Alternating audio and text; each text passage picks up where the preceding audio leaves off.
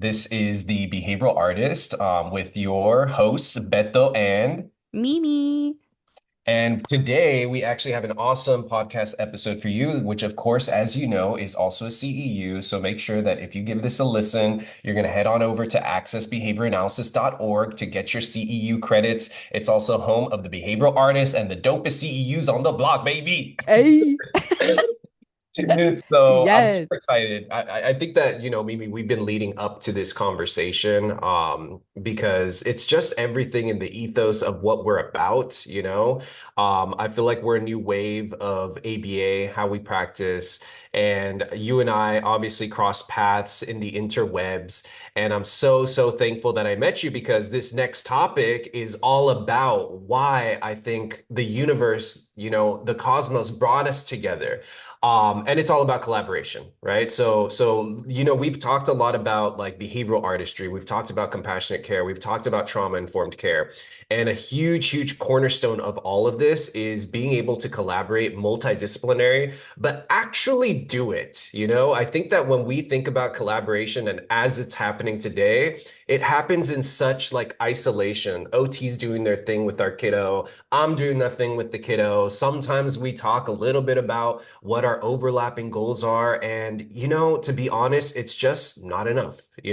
We need to have a good understanding of each other's fields, at least a semblance of understanding so that we can better collaborate. And that's what I've learned through you, Mimi, personally, that when I know certain, not just jargon, but just you've pulled me into the world of occupational therapy. And I really am thankful for that because now I feel more confident understanding this terminology, collaborating more effectively, looking at what I need, even stuff that we've talked about when to refer out, what doesn't fall within our domain, and we need to reach across the aisle. I'm much more confident today in doing all these things. And so I think that today's, CEU and podcast is really, really critical, especially in the situation that we are now, where healthcare is very impacted, where driving results is so incredibly important because everybody knows the situation with healthcare right now, especially with mental health and all of these services being so impacted. And guess what? If we collaborate better,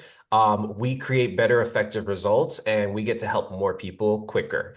And so this is really, really an important thing. So we're going to get into it. Today's topic is all about collaboration.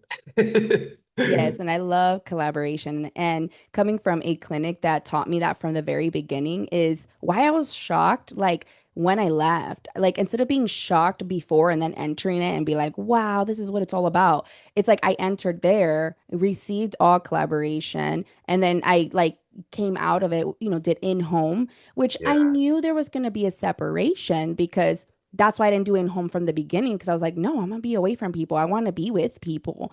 Yes. And so then I entered there. And then when I would go into like clinics, because thankfully ABA clinics are like, come on in, we need services done here because kids are, and especially in Texas, they're there Yeah. still about 40 hours a week, right? And I would enter and it was interesting. I never really saw the BCBA. Never. I collaborated a lot with the RBTs, but they loved it. And I'm like, look, honey, Yeah. I got you. I'm going to take care of you. And we did a lot of that collaboration. But do I know if it was ever actually, you know, taught or like messaged back to the BCBA exactly the way I said it? Hmm. Or was there ever any curiosity, like be like, oh, who is this, OT practitioner coming in here? I want to meet you. Like, thank you for Yes. helping us out. Nothing. And Yeah. I was willing to. Okay. I know there's barriers to time, Yeah. but I'm willing to. I'm there. You can come in whenever. Come in and ask questions. Same. We could talk about it. We can play with the kid together. Like my session could be about literally educating you, and I can still build for that. I'm Yes. still making literally goals being met. I could demonstrate things to you. You can do the same. We can find a way around it. So I don't know. This is I why. I agree, and you in a way you got lucky because you were in a little bubble for sure. Like, welcome to reality, Mimi, where people don't like to collaborate sometimes, and Literally that's me. literally. I mean, you've seen the landscape on social media, and we all have that. And honestly, that's also why a big part of why we wanted to do this talk as well, because we see the landscape of the TikToks and everybody shitting on each other, and we're just like, no, no, no, no, no, that's not what we need to do. We're not about that. We are about collaboration. And you know what? Guess what? ABA is fantastic for certain things, right? For behavioral concerns. And then mental health is great for other concerns. And occupational therapy is great for other concerns. And so is speech therapy for other concerns. And the plethora of other types of services that are available. So I think that, to begin this, I think that the first thing that you really need to do is really just let go of that ego. It's incredible where it's like, which I in a sense I understand because I feel like I used to fall into this which it was like behavior is everything, baby. We're constantly behaving, right? Behavior must be everything. But guess what? There's more to the story, right? There's a lot more to the story. And when you take the opportunity, like I feel like I have within this past several years, of being able to listen, reach across the aisle, and just listen and grow. Oh my gosh, you find out that guess what? Behavior is a lot, but it's not the whole entire story, right? So we're going to get into it. We have a couple great articles that we want to reference, obviously through the CEU, so that you guys can also get a good understanding of why collaboration is so important. And that's really the first thing that I want to focus on is why collaboration matters. Okay, so first of all, autism treatment is multidisciplinary by nature. Okay, and immediately, at least, you're in Texas. I know a little bit about the situation out there. I'm in California where, we're plush with services, which is a really, really great thing. Knock on wood. Hopefully that never changes. And the moment that somebody's diagnosed with autism, guess what? They are offered a suite of services. You can get occupational, you can get speech therapy, you can get ABA therapy, you can get physical therapy. All of this opens up to you, right? And guess what? It's all necessary. It's all necessary for impacting, our learners and making sure that we're providing effective care.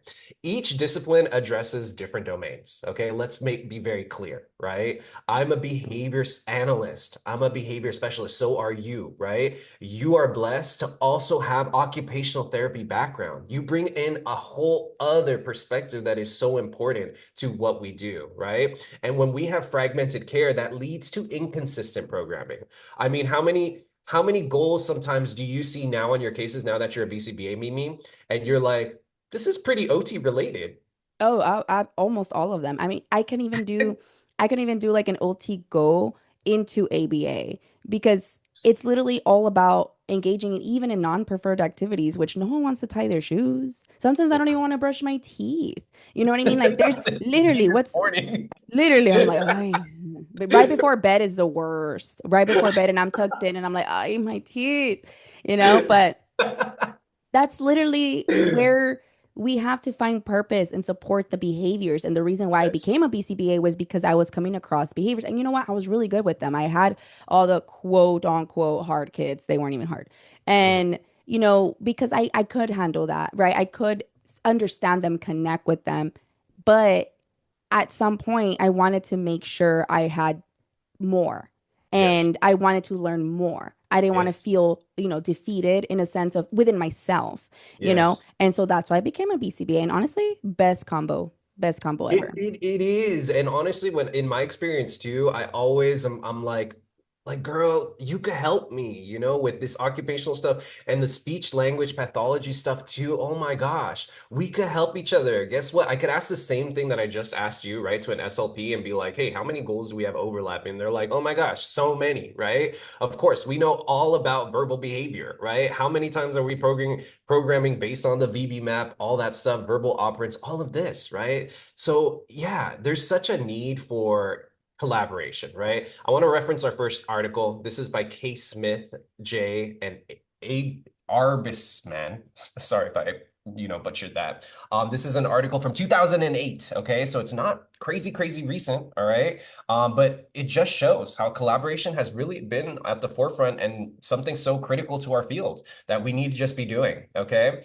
This article is called Evidence-Based Review of Interventions for Autism Used in or of Relevance to Occupational Therapy. Okay, so it's really talking about that, obviously interventions for autism, which is heavily based in ABA, right? Also heavily based in occupational therapy, right? Some of the key findings for this, okay? Sensory, motor, and functional participation require OT experience. It really does. Okay. I'm looking at a bit of an OT expert right in front of me. Okay. And you heard it here. A lot of our goals overlap. Okay. But to get the full picture and full understanding, especially of those fine and gross motor skills, right? We need understanding of occupational therapy. We need collaboration with occupational therapists. A big thing for me recently, Mimi, is regulation. I mean, how many times are we talking about now regulation? Oh, we got to get regulated, right? Let's get regulated. I'm dysregulated right now. We got to get regulated. Guess who's the experts with regulation? Yep. OT. Yeah, because it really dives in. I also wonder, I want to do research on this because I wasn't right out of school freshly. Oh my gosh, I understand the neurological system. I understand, sensory regulation. I don't know where it even comes from. I know OT is not freshly new to it, but Yeah, I know it didn't start like that. I know we started to do a big shift because OT started with adults, right? And yeah, then it went along with children, right? Then we started to realize that children also need to be independent, right? So then something somewhere, and I don't know if it's because of the hearts of the OTs, because man, they're beautiful, okay? yeah, Something about them made them to start really digging into neurological systems and understanding the neuroscience, and making that connection to regulation and sensory. So at the end of the day, you can actually observe behavior being presented when the neurological system is in fight or flight or freeze.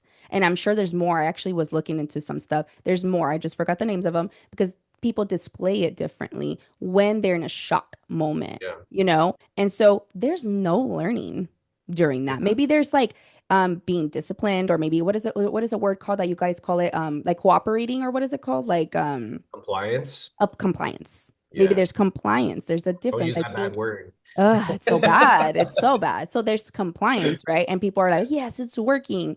No, Mhm. they're in shock, and they're just In doing whatever they fear. need to do. They're in fear. Yeah, And then it's they just need to fear-based. survive. They just need to Yes. get through this. But regulation never actually really occurred. And that's something that we really need to look into.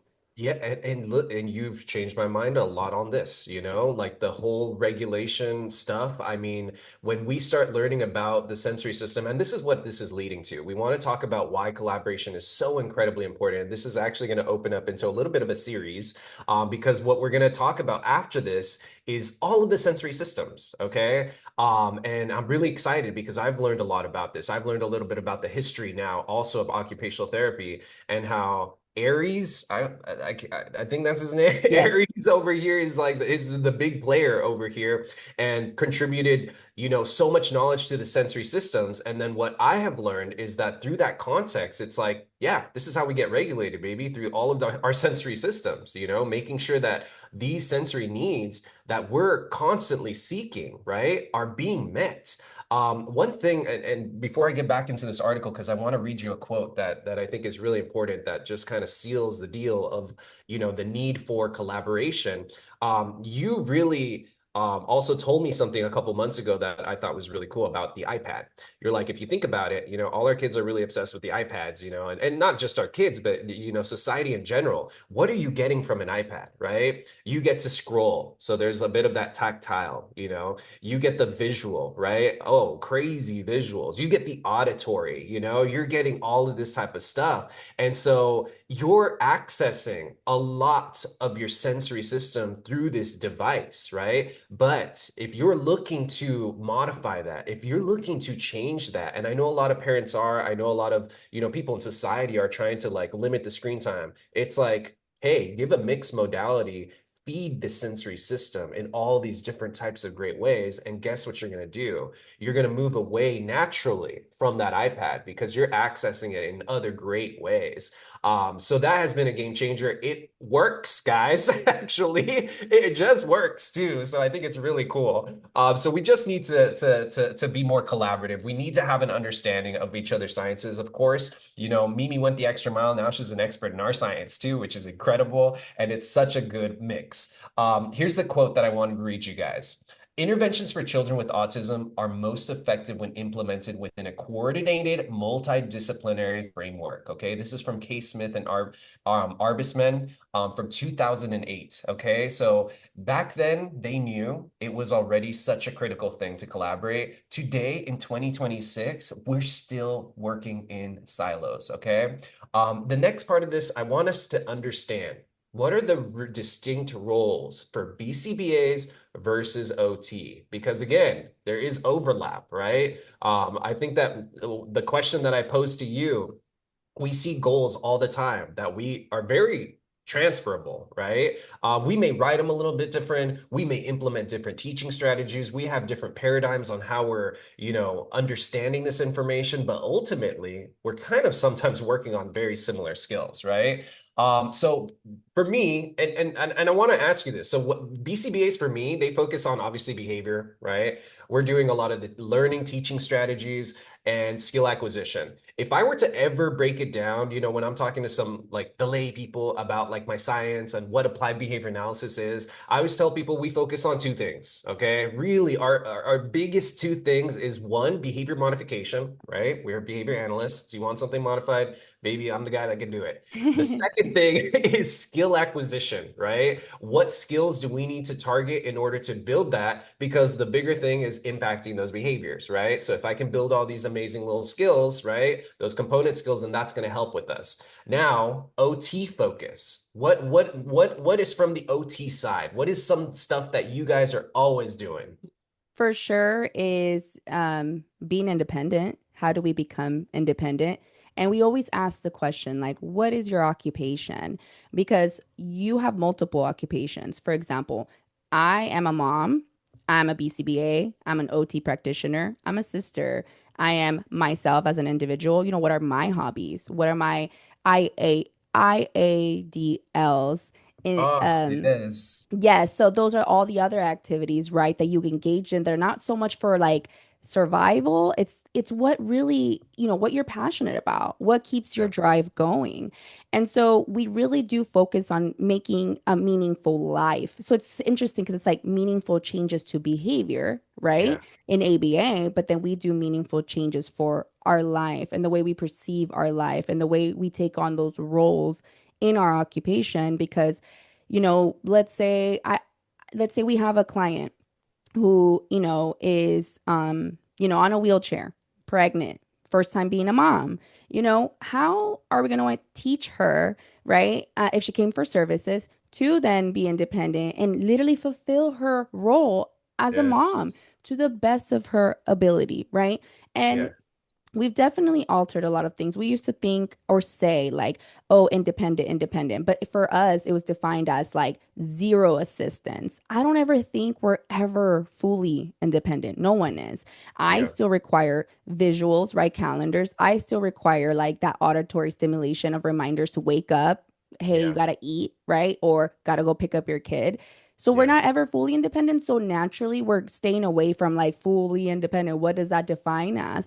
More of like modified independence, maybe modifying it to you. What do you want, right? We're also leading more into that. What is socially significant to Yes, we our are. I client? was about to say that. I mean, that's something that we've learned from other sciences clearly too. The big thing for me that I've been seeing a lot is the quality of life. In fact, a lot of places are now making it a standard to do a quality of life assessment because at the end of the day, that's what we're impacting. So we want to know from our stakeholders, from our caregivers, the clients, right, that we're actually impacting your quality of life. So yeah, and the independent stuff is like huge in the field of ABA too. So there's a huge overlap there. Our goal is to get you to be independent with these skills, right? But I 100% agree with you. I think that there is definitely a shift too in the understanding of what independence and how we kind of define that as well. Because yeah, today, can I regulate myself 100% independently across Right. situations and settings and three people? No, I cannot. Sometimes I need help, right? Sometimes I need help. I'm calling my mom. I'm 34 years old. I'm still calling my mom and being like, I need some help. Like even just to Yeah. talk, tell me the cheese man, like what's going on. And so I agree. I mean, I think it's unrealistic. Then we look at a participant that is impacted by, maybe ADHD, autism, maybe some other stuff. And Physical impairments. We see a lot physical, of those physical impairments. We yes, see that in our field for sure. And that is one thing I truly miss is that I loved working with individuals with all types of, diagnosis and just yes, really learning the body in a different way. Literally, like yes, we need to also understand physical, limitations because again, a BCBA is not going to be able to tell if there is a core, they don't have that core stability to be able to do a lot of those tasks. It's hard to tell. It's not very yes. obvious sometimes. And then we'll move forward with our programming, which makes Yes. it hard. And then at the same time, then it's just not a good situation because then you're not forcing, but you're forcing something that needs other considerations, needs other modifications, needs other skills in order for them to be successful with that type of program. So in the past, yes, I've seen a lot of that stuff. Moving forward, we're gonna do better, right? So we're gonna do a We're going to lot better. collaborate, We y'all. are going to collaborate, y'all. Okay. So to be clear, there is a focus for each of these domains, right? So understanding our roles is kind of where it starts, right? So for BCBAs, behavior learning, skill acquisition, if you want to keep it really simple, right? I always say behavior modification, skill acquisition. That's what we're doing. The OT focus, okay, according to my notes, you guys do a lot of the stuff within sensory processing, those fine and gross motor skills in general, and the ADLs, right? Overlap 100% exists. Okay. This is where we get into that gray area where, I understand where some feelings from clinicians that we're stepping on each other's toes because it's like, no, I'm an expert with that. What do you have to do with, all of these, fine and gross motor skills when I'm really the one that should be targeting a lot of that stuff and informing that process? I 100% agree, right? I 100% agree. And in fact, that is the purpose of why we're talking about this and why I want you to call me and email me and do all that stuff when we're working on a case together so that we can work on these skills together. So overlap exists in the self-care. Okay, so that's one category that I think has a lot of overlap. You talked about independence with skills all the time. How many task analysis do we have on hand washing, toothbrushing, all this type of stuff? OT, you guys are doing that too. And you guys may be doing it a bit better with some better strategies that can help us out as well. While simultaneously, I have also witnessed some situations, which you mentioned too, where I come into an OT session and I'm like, oh my gosh, the behaviors are just buck wild today. And we can't even focus on teaching strategies because we can't get our learner to be motivated. We can't get them to sit and attend to this task, right? So sometimes that's where the intersection comes, right? That's where the behavior analyst will thrive, running those preference assessments, figuring out that big potent MO, right? That's just going to drive that behavior so that we can teach what we need to teach. But I Yeah, do think that we need to shift that MO, that preference assessment to sensory. And I say this because when I was doing occupational therapy, that was literally probably number one preference for almost every single client. And I would find it. If they didn't have it, I would expose them to it and they yeah, would be, again, I don't think we have the opportunity because again, we don't know, right? As BCBAs, you may not even know how or what the purpose yes, of that engagement is all about. But I can probably say that sometimes even trying to find MOs was difficult for BCBAs because they were like, oh, is it the iPad? Is it, or not just MOs, preferences through preference assessments, right? Oh, the iPad and Cheez-Its and breaks. That's what they well, the prefer. cheese. And I'm right, the Cheez-Its. And I'm like, I use none of them. I Yeah, used none of them. Sometimes I was what was the reinforcement. reinforcing. Yes, Yeah.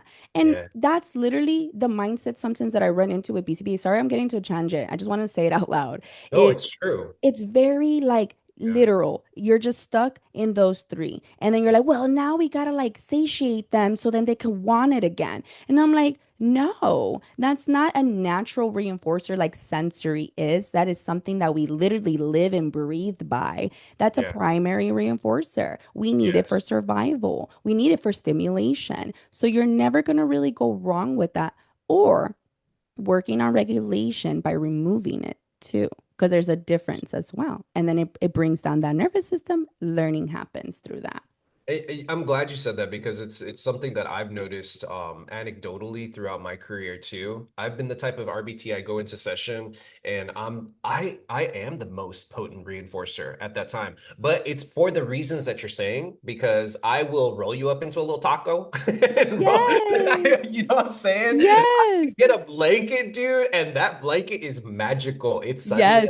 it's a magic carpet. We're turning you into a little taco. You're a burrito next. You're doing this. We're doing Yes. the waves with it. It's the ocean, you know? And guess what? All of that is accessing a ton of sensory stimulation, input, all that good stuff, right? So yes, I wouldn't disagree with that, you know? But can I give something to BCBAs? You guys Yes. do know how to reinforce every step on, like through the way. That is one thing, especially if we're Mhm. breaking it down, right? And we're doing like a task analysis and we're trying to teach them step by step. Y'all are really good at teaching the OTs, right? That, hey, maybe we should reinforce every step. Maybe we shouldn't have to complete every step. You know what I mean? And that is something that I definitely learned a lot more about is like how reinforcement works, why they're satiated in something, what MOs are. Yeah. And I think that's what's missing. It's just understanding that component in OT because trust me, we get stuck. Like it sometimes takes us forever to move through the steps of shoe tying when we didn't understand Yeah. the difference between reinforcement. Because sometimes I'm like, good job. Yes. Yeah, you did it, whatever, right? But then it's like Yes. now I'm just kind of like, I'm finding ways to even make it not so challenging using a jump rope first before we go into the small shoe tying because they need to visually see again, do they struggle visually, fine motorly together? Yeah. Removing those barriers from them. So then it's fun. They finish faster. They Uh-huh. get reinforcement. That's I what I've mean, learned, right? Very important. I think we could literally talk about any program like that, like the shoe tying stuff, and then yes, there's a need for both, We're right? collaborating. That's It literally is what we're it doing, is. Alberto, right We now. We are are. We collaborating. are. This We is how are. conversations should This sound. is. It is. It really is. Example, we just modeled it. We just model collab that done. Mic drop, okay? Get your CEU, baby. But for real, it's so true because we're experts with reinforcement. I mean, we studied this shit. Our four founders studied the shit out of reinforcement. They were like, we got fixed interval, we got this one, we got concurrent schedules of reinforcement, we got all of this, you know, and then we can mix them and do all this fun stuff. So yes, it's so important to have both of that because then you're just grinding your teeth going through teaching strategies that are effective, right? But you're missing a piece of that puzzle, right? You're missing a piece of that puzzle, and we need each other in order to do that. So the overlap absolutely exists, right? With whether that's self-care, play skills, transitions, emotional regulation, so important. Okay, I think a lot of the times that's a huge miss on teaching the emotional regulation when it's at a developmentally appropriate, skill and stage, identifying what that is, whether that's grabbing your favorite blankie, wrapping yourself with it. I have some kids that it's a very particular coping mechanism that is effective for them, and that's okay.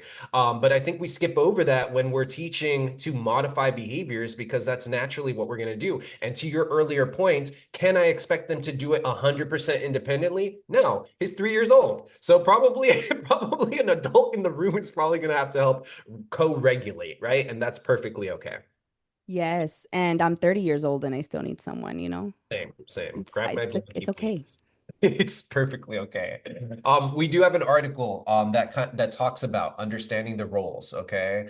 And it's why it's so important, okay? And I had mentioned Ayres because he's such a big player within the occupational therapy world. He's like the founder. I feel like he's your biggest scanner in a sense. And so this article is by Watling R and Hauer S. This is from 2015, okay? It's called The Effectiveness of Ayres Sensory Integration, okay? And sensory-based interventions for people with autism spectrum disorder, okay? This is from the American Journal of Occupational Therapy, okay? So you're gonna have to reach across the aisle. It might not be available on the BACB through your resources, but find it. It's a great article and it provides some good findings. Here are a few of the key findings from this that I think are really important. Number one, sensory processing impacts behavior and engagement. Okay, period. It does. All right. So you wrote a fantastic CEU. Okay, I'm gonna put that shameless plug in here, right here. Okay, so Mimi wrote a really fantastic CEU, and I love one of the quotes that you have in there. Not all behavior happens because of us, around us, or because just because of us. Okay, and I think that that's really important. Behavior also happens just because there's a sensory need that's not being. Yeah. And I feel like it's literally communication every single way you could think about it. So if they're escaping, why are they escaping? Like Yes. literally, it's not so much of like, oh, again, compliance and they're against me, whatever. It's literally like, well, what are they trying to access something? Are they, you know what I mean? Like, even if it's sensory, even if literally you can't even put why they're always just running away, it could just be they want to run. They want to Yes, run. They're seeking that. the See it that sensation. way. Yeah, Yeah, the sensation. Think yeah, about it that way. And it's hard sometimes because there's people and eyes and everything, and it could be paired with attention, guys. Like it can be paired with both. yes, It could be attention and the feeling, and I like all of it together, mixed, you yes, know? So yes. thinking about it in that perspective really, really removes that, oh, they're being defiant against me, or they really don't want to, and I'm gonna make them do it. Y'all chill. It's so crazy because that's literally the second finding of this article, which is so important, which is that behavioral approaches alone may miss sensory variables. Okay. Yep. So Mimi laid it out for you right now. Okay. But that's another key finding from this article that yes, if you're only considering the four functions of behavior, and I know that there's a lot of literature that's trying to move past evolved just the four functions of behavior, which I think is a great thing. But if you're just looking from that perspective, right, we may miss some of those sensory variables because we're just not experts with that. We do need to reach across the aisle, work with our OT professionals in order to have a better understanding and comprehensive treatment. And then finally, one of the biggest findings from this article too is that OT-informed environmental modifications improve participation. I have seen this, okay, by simply, and again, shameless plug. You've written a great sensory preference assessment, right? If you run a sensory preference assessment and you identify what are the preferences that I have for every sensory system, suddenly, when you want to do a task that does take attending for a longer period of time, engage them in those sensory activities prior to. There is a sweet spot. So I would recommend doing something like a parametric analysis, right? You don't want to overstimulate, be like, all right, Johnny, let's do 20 minutes of spinning. And then now he's just running buck wild again because that's just overstimulating. The sweet spot may be 8 minutes, right? I don't know why, but it was after several testing and taking your baseline and repeating that process. And you find 8 minutes is that sweet spot. I give him 8 minutes. It kind of gets that need met, gives them that sensory input, but it's not too much to overstimulate. Now we're doing the non-preferred task, or we're doing a task that requires attending, right? Bam, he's so successful in doing it. I've seen it in application, guys. It just works, okay? I'm going to read you a quote too from this article. Children with ASD often experience sensory processing differences that directly affect behavior and participation. Okay. So it's just another consideration that we have. If we know that kids with autism experience sensory processing differences, right? That may be a little bit different from myself, then we need to feed those things. We need to have a good understanding of that stuff. All right. Yeah. No, go ahead. Go ahead. I Yeah, want to know I more. wanted to get into to a bit of the meat of this too. The problem. Okay, the problem we've talked about is just the lack of, of collaboration. Okay, there's always sometimes, and I definitely want to hear from you too, Mimi, on this. Like, there's sometimes conflicting recommendations on what we should do. About we may be working on the same skill. Let's take like shoe tying, right? There may be some conflicting recommendations between the practitioners sometimes.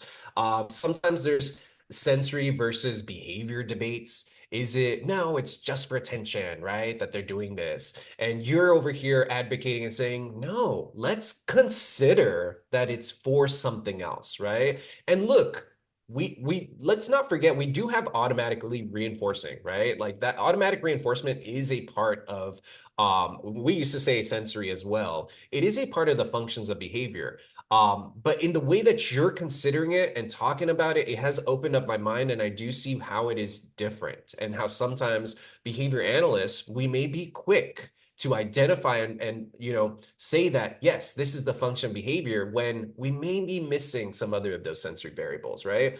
This also leads to parent confusion, right? Because occupational therapist is saying one thing, we're saying another thing. And I understand where a lot of, a backlash comes from. You mentioned something earlier too, that 40 hours a week in a clinic. It's a long time. That's a full-time job. That's a full-time job for a kid, right? And so when you're having that much ABA therapy and you're exposed to behavior analysts much more, RBTs much more, yes, sometimes people say things, clinicians say things that maybe they should not be saying before we're talking to each other, at least, right? We shouldn't be shitting on each other's science before I at least have the opportunity to be like, at least pick up the phone, send an email and be like, hey, Mimi, let's talk about this. I think that that's just fair, right? And then that ultimately leads to just treatment fragmentation, unfortunately, right? So we're working in silos, like I said, and a big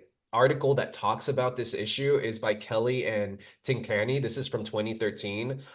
It's called Collaborative Consultation Between Behavior Analysts and Occupational Therapists. Okay, couldn't be more clear, right? This is in the journal Behavior Analysis in Practice. Some of the key findings that they found here is that collaboration improves treatment consistency. Okay, wow, big surprise there, right? Shared goal development also improves outcomes. Wow. And then communication breakdowns are very common. Okay. These are just some of the pain points that we have with the lack of collaboration, but obviously there's such a huge need. What's been your experience? I mean, it sounds like you had a great one at first, but now that you've been out kind of in the real world and that bubble's a little popped, what's been your experience? Well, so far my experience is that there is not like I would say almost 100% of my clients lately have no OT right now. So there Really? is that limit. Oh, Yeah, there's that limit. okay. Yeah. Thankfully, I understand it, and I just educate parents on it just to move forward with that. And I use it, right? I use it for regulation and everything else. But one thing that my wife is currently experiencing is, she really wanted to try on a weighted vest for a kiddo. And this is because she has years of experience with Yeah. using weighted vests. I've seen her in live and she's in action. Um, and it's just a straight no. It's just a straight no. There's nothing to back up why. She hasn't even tried again. Me, I would have pushed for it. That's just me. That's just the person I am. I would have been like, let's meet. My wife, she's just more of the shy person, right? She's just kind of like, Yeah. oh, man, like I really love this. Like we could have talked, but if there's like she sends a message, she sends a clear message. She has maybe said it maybe once or twice or three times, right? But at Yeah. that point, what more should she be doing? That line should then be connecting between both of them. Even if she were to meet her halfway, then Yeah. Yadi can then continue, right? That has been cut. And she now is left with like, well, what else can I do? Which is fine. She's really good at adapting. That's what we're Yes. really good at in OT is we learn to adapt as well. And then we teach adaptation as well, right? But Sorry, I might have missed it. Who did she reach out to? Was it another? BCBA, Oh, a piece. Ah, a damn. BCBA, yeah. Just giving us a bad rep, huh? I mean, I don't blame her. I feel like I don't blame the BCBA because my school did say we should not. Like literally, that was literally one of the topics is we should not continue supporting or like I don't know what it's called, like administering the weighted vest. With The this. thing is that it doesn't have to be administered by the BCBA. The thing is they wouldn't even let her bring it to the clinic. Mm. That's the thing. Okay. It could only be administered in her sessions then. If she sees the kiddo twice a week, why not actually take data on that in her session that she is fully responsible for under her license, Yeah. allowing that first, and then maybe you can see a difference or a change, and Yeah. then maybe saying, "Hey, can I do something about this?" There was Yes. just not, it was just like, nah, I don't want to. Like, it's not, they said not to, so I'm not even going to get into that because I'm scared about my license, blah, blah. It's like, you are a clinician. Yeah. You should have the confidence or collaboration. Learn about Yes. that so then you can have competency to then say, hey, an OT educated me on it. I have myself backed up because you can tell the boards this. Okay, guys? Yes, of And let me tell course. you right now, no kid is going to be harmed in this. Okay. The point of this, the way they teach No as an child was educator, harmed in the no creation child of will this. be harmed in this. Okay. Even if we have to make sure the Yeah. BCBA is the one that places it and not the RBTs, we can figure something out, y'all. Yeah. I Yes, I see agree. magic with these things. Magic. It's Yeah. beautiful. And look, I don't know, the controversy with the weighted vest and why, maybe the school setting doesn't want to have that or anything like that. But I think that this moves in perfectly to our next topic, which is the ethical responsibility to collaborate, right? Actually, unfortunately, what that BCBA doing, it is severing that connection to collaborate. And I want to remind everybody that within our ethics code with the BACB, collaboration with other professionals is embedded into that, right?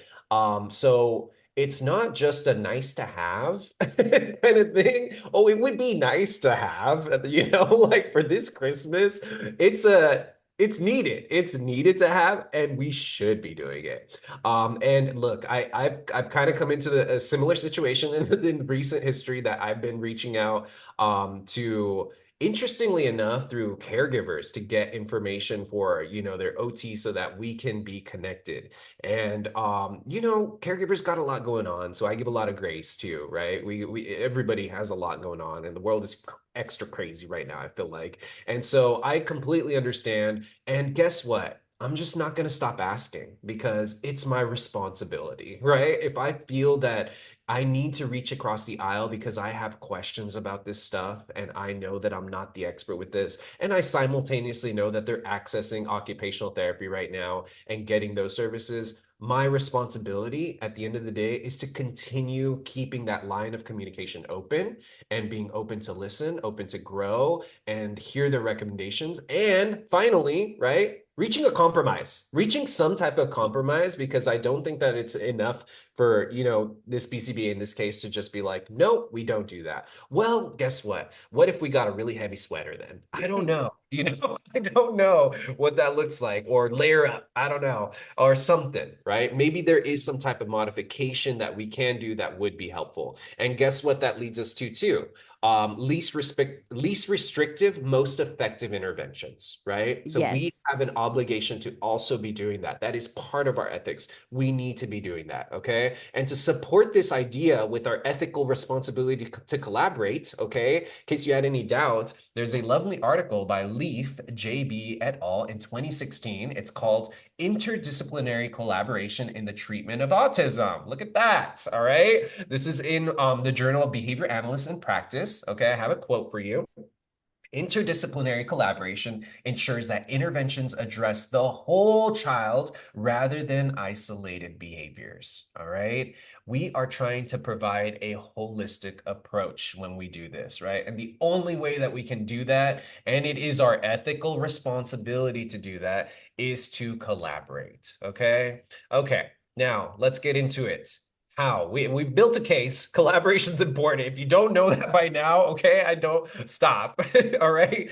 Just it's very important. So how can a BCBA and OT collaborate, right? What does that look like in practice? Okay. Well, let me tell you, let's get to the actionable stuff. That's what I really love. We can talk and complain and moan all day, pity that we're not collaborating, but guess what? Let's start doing it tomorrow. Okay. So for whoever's listening to this right now, as you're driving, as you're doing whatever you're doing, your laundry, tomorrow, tomorrow, send an email to the OT that you always wanted to collaborate with. Send an email to that SLP because you're struggling with those communication goals. Just do it. Reach across the aisle. Tell the caregivers. Start there. Tell the caregivers that you want to start getting connected, get those consent forms signed. I know that's a fun process too. I know we got a lot of red tape that we got to get through, but just start doing it. And then once you start doing that, I want you to start doing this next, okay?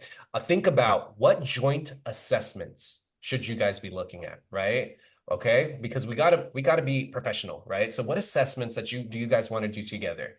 What shared goal writing should you guys be doing? Okay. What immediately comes to mind is a lot of our self-help stuff. We talked about that, right? We want independent living skills, right? We want independence in whatever form modification that we need to do and how we define that for this learner. We want to do that.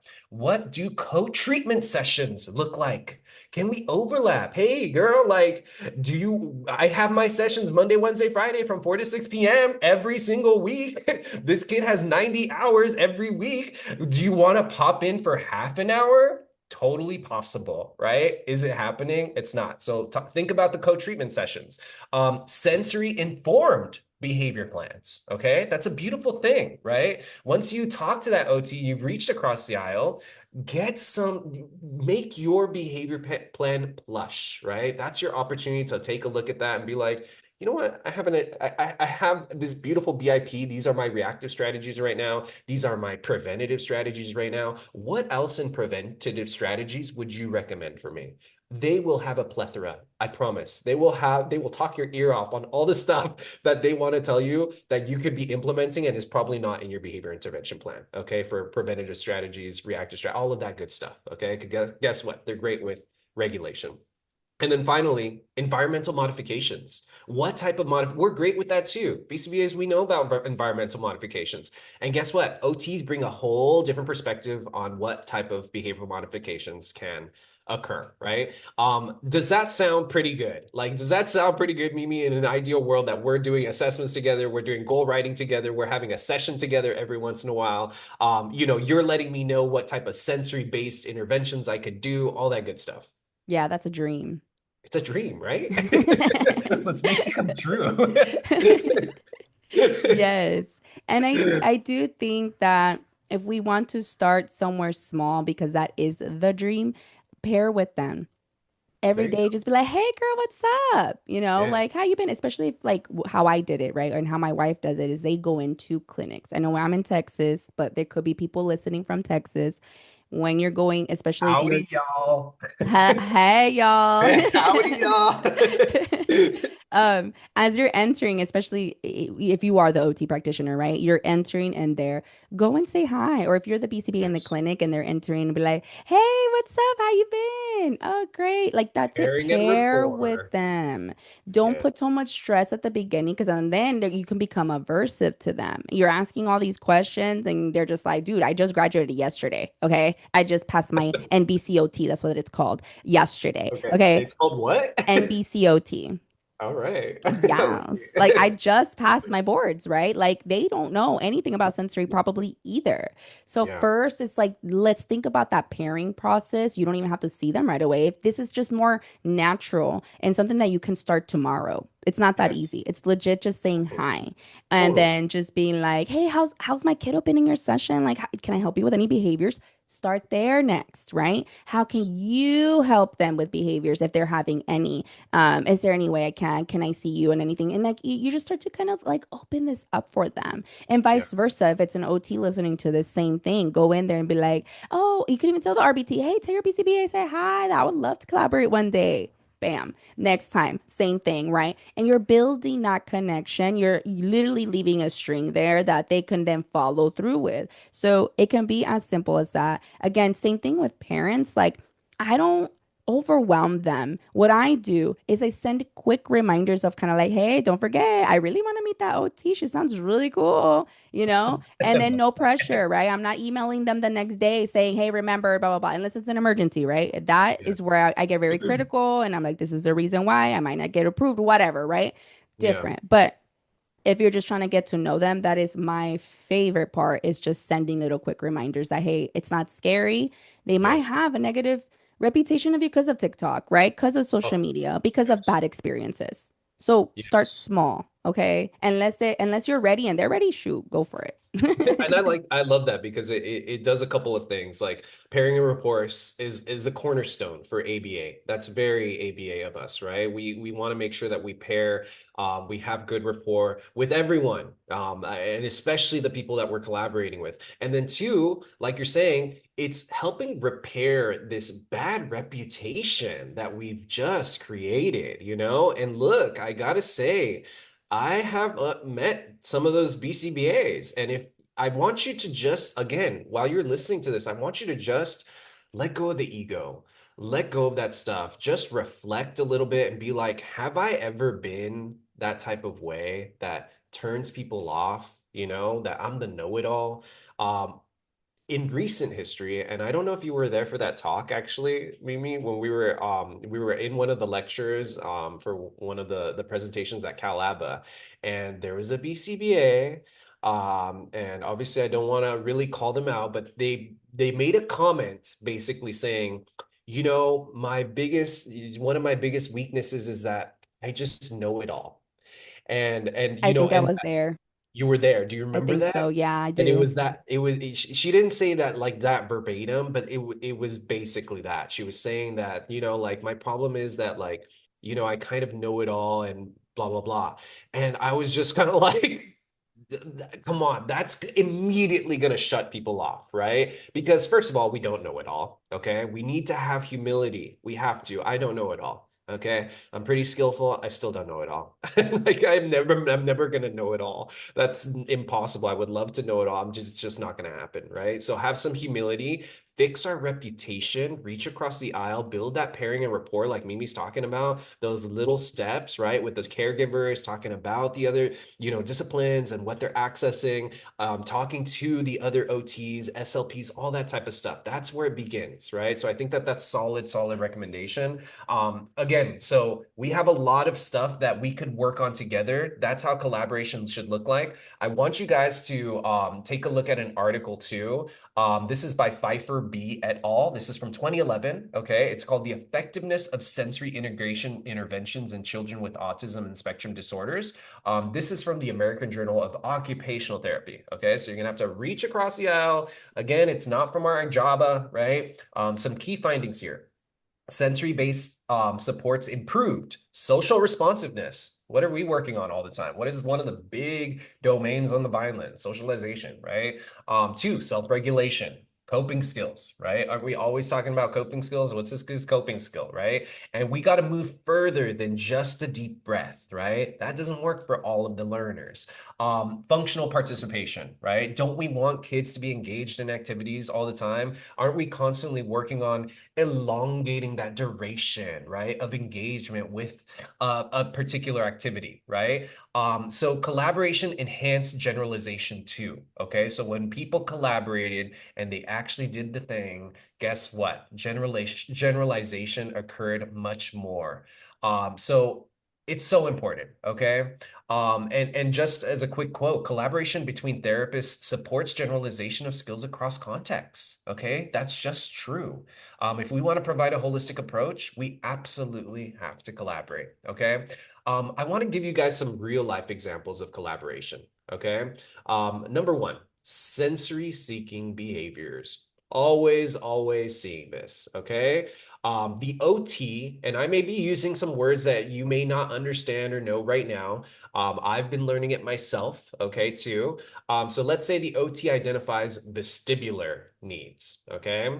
As a quick rundown, can you let us know, Mimi, what's the vestibular system? What is that all? Yes. So the vestibular system is what helps us understand where we are, like in space. It has to do with some fluid that we have in our ear that helps us even stay balanced. And it targets a lot of where the head is positioned as well. It's a main key point. So we're always in upright position, right? So our head is in this position all the time.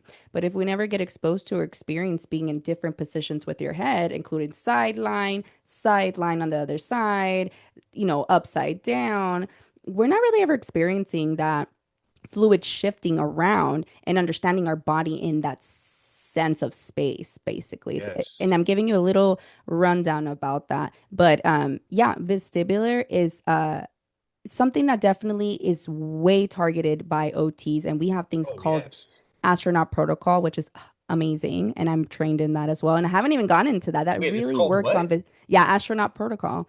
It's a Okay. it's a protocol to actually integrate and support the vestibular system, which Okay. has to do with spinning and like a spinner thing that's constructed by them. And then you Yeah. literally start sitting upright, sideline, laying down, like literally every position and Okay. tolerating that and building that. While you're spinning.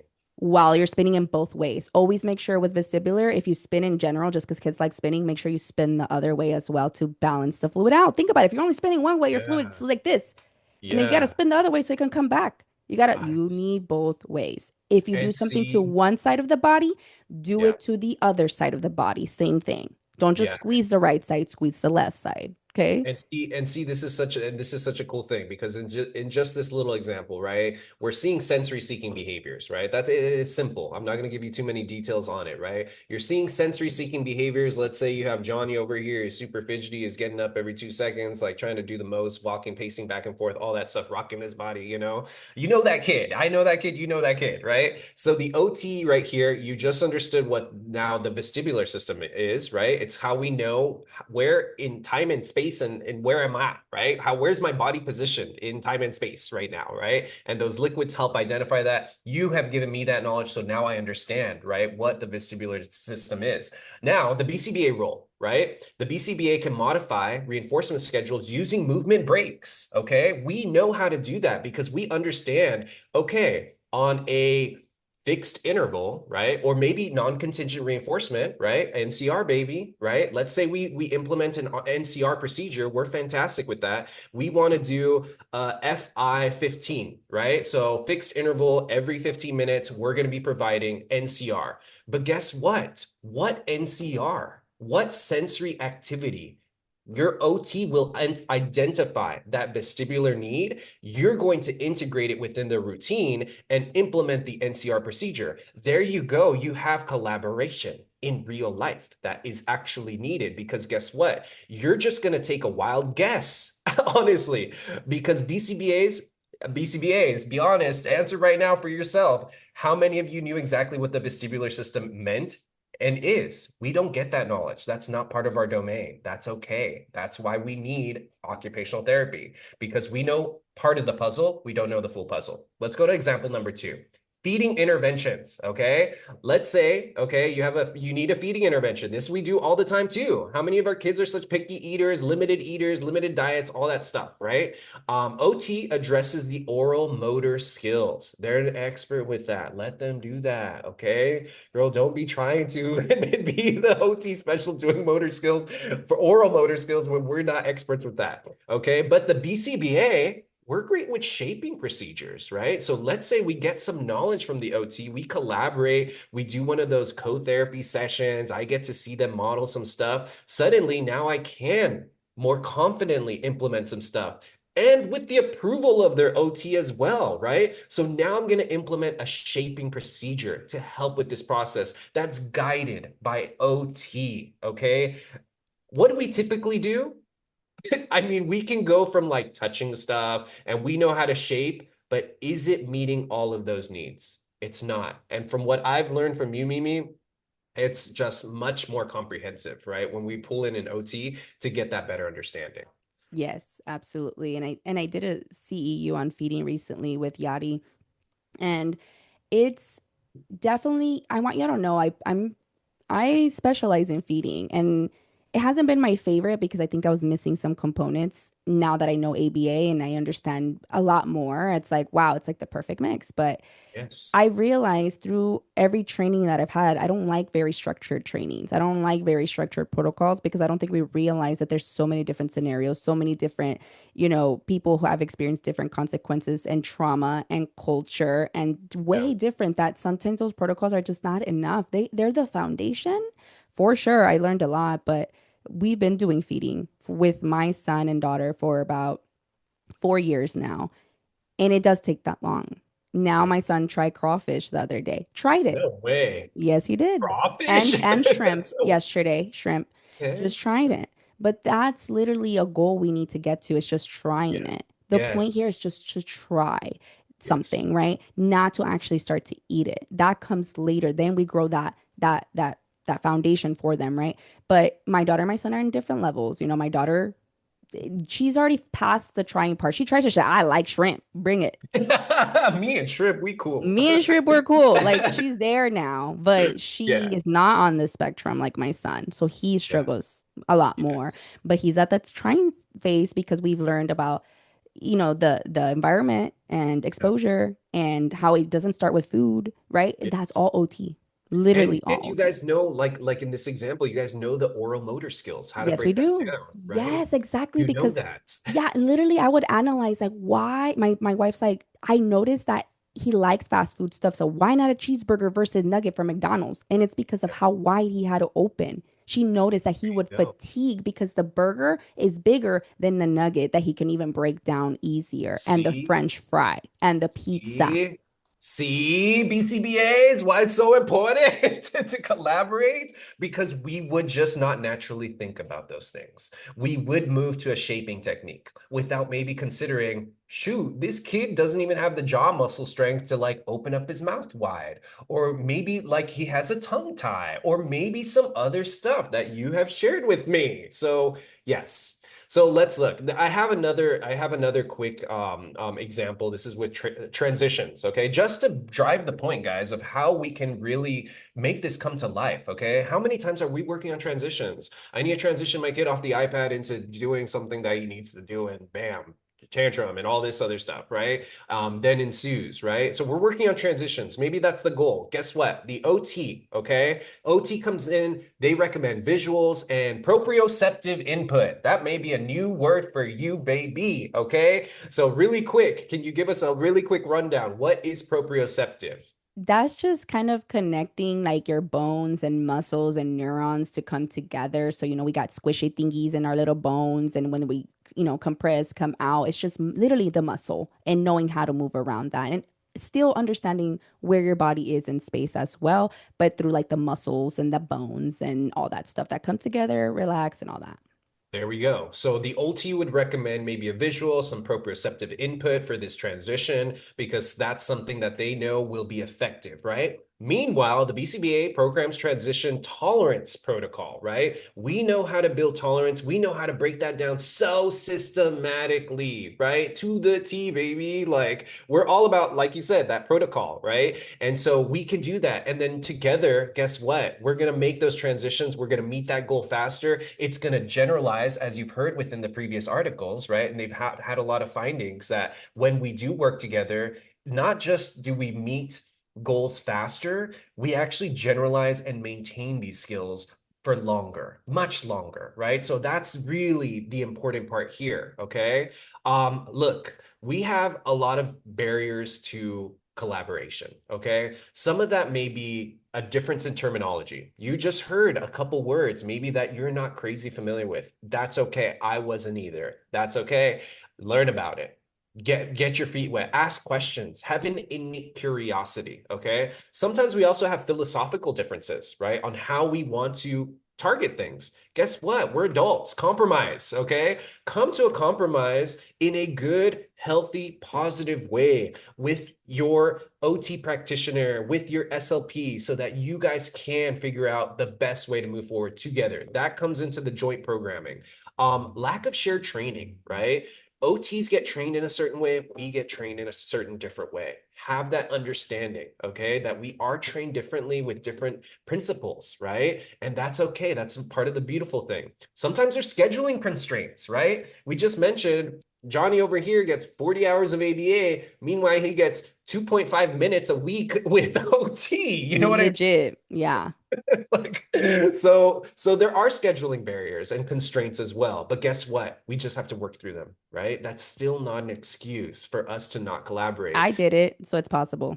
Very possible, right? The will, if the will is there, the motivation is there, guess what? It's going to happen. You're going to drive that, right? And of course, last but not least, I don't want to talk about the devil here, but insurance barriers too, right? Boo. Sometimes insurance may not allow us to bill at the same time, all that different stuff. Guess what? You're gonna have to get really unique. Okay. You're gonna have to get real, not unique, you're gonna have to get really creative in how you're still going to be able to collaborate, how you're still going to be able to bill for that, following the rules and regulations of your state, wherever you're Ooh, at, that I have insurance one. company. I have one. I Yes, have one. I have please, one. please What tell. if like OT while they're working with the kid, then you bring in parent and then parent and BCBA can literally be having a caregiver in the moment and they're all collaborating.